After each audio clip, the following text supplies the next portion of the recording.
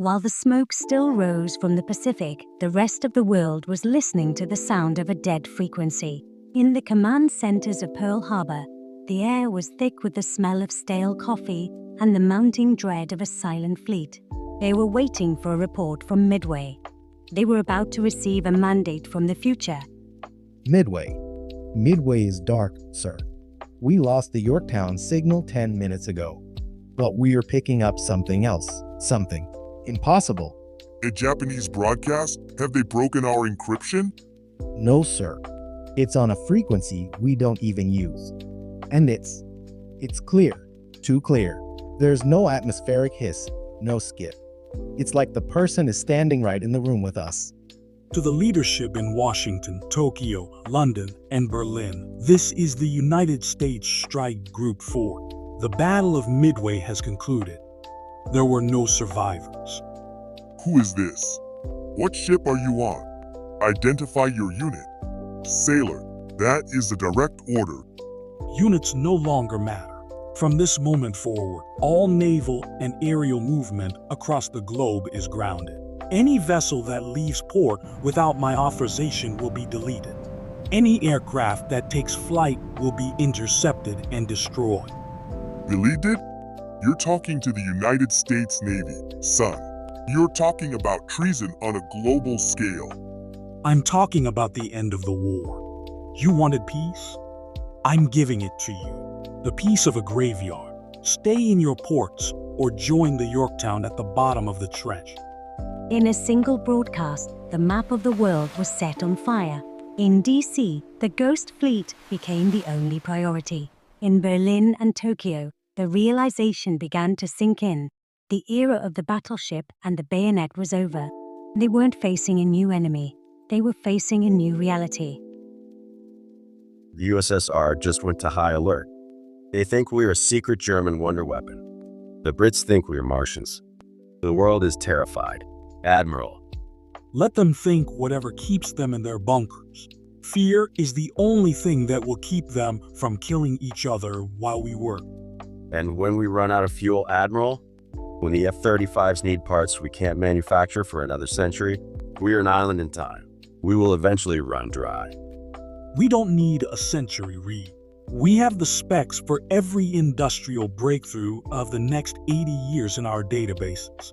We have the GPS coordinates of every untapped oil field and rare earth mine on the planet before the corporations ruin them. We aren't going to wait for the world to catch up. We are going to build it ourselves. We are starting over, and this time, we're doing it right. Burke wasn't looking at a map of the war. He was looking at a blueprint for an empire. The 500 scientists in the hold weren't there to study the past, they were there to overwrite it. The second American century had just begun, 80 years ahead of schedule. In the shadows of a world on fire, a new kind of peace was being forged. In a neutral bunker, men who had spent years trying to annihilate one another now sat shoulder to shoulder. They were the masters of the 20th century, and they had just realized they were obsolete. Our scouts at Pearl say the sky simply opened.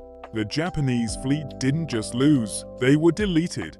And now this Admiral Burke is broadcasting on every frequency, claiming ownership of the oceans. He is a ghost with a megaphone. Ownership. It is one ship. One. We have thousands of tanks, millions of men. Let him land in Vladivostok. We will drown him in a sea of Red Army blood. You fool. You did not see the reconnaissance film from Midway. Our scientists have analyzed the speed of his arrows. They travel faster than the speed of sound. He does not need to land. He can sit in the middle of the Pacific and destroy the Reichstag before we hear the engine. He has a weakness. No matter how godlike his technology is, he is finite. He has one deck, one hull, and from what our physicists say, he must be burning through a specialized fuel we cannot replicate.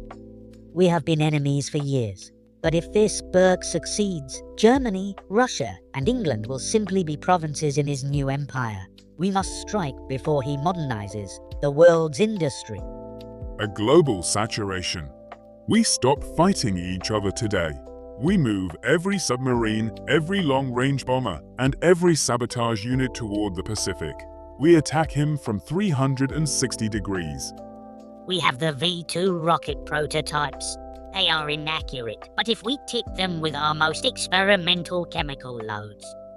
And we have the Siberian winter agents. We can smuggle men onto his island of Hawaii. Admiral, we've intercepted a series of high-level encrypted transmissions between Berlin, Moscow, and London. Let me guess, they're forming a club. They're mobilizing everything. Every U-boat in the Atlantic is moving toward the Panama Canal. The Russians are moving bombers to the east. They're going to throw the entire 20th century at us at once. Good. I was worried they'd just surrender and make it boring. Let them come. Let them see what happens when the 19th century mind tries to outthink a 21st century computer. Sir, if they hit us with enough numbers, we will run out of missiles. We can't reload. We're out of harpoons in 12 engagements. What then? Then, we stop being surgical. If they want to play a war of attrition, I will show them what total war looks like from the future. In the meantime, order the Virginia class to break off. I want a SEAL team in the English Channel. If the British or the Germans so much as sneeze without my permission, I want their coastal commands neutralized. The unthinkable alliance was desperate, but they had forgotten one thing. Admiral Burke wasn't a man from their history books. He was a man who knew exactly how their world ended, and he was more than willing to move up the deadline.